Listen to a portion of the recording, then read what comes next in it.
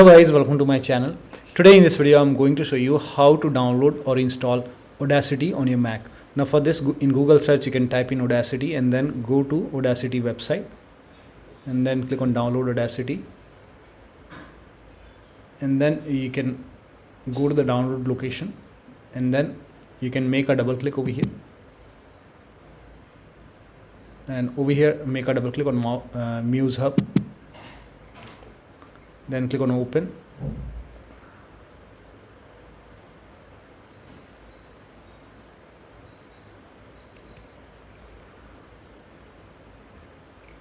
Now over here, scroll down. Over here you can see Audacity app and you can click on install option.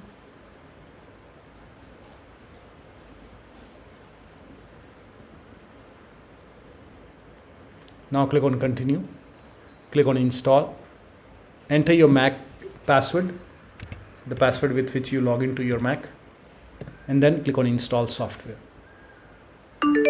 And once done, you can close this, and whenever you want to launch Audacity, you can just type in Audacity over here and you should be able to open Audacity. So this is how you can download, install and use Audacity on your Mac. So that'll be all. Thank you so much for your time, and please like this video and subscribe to my channel.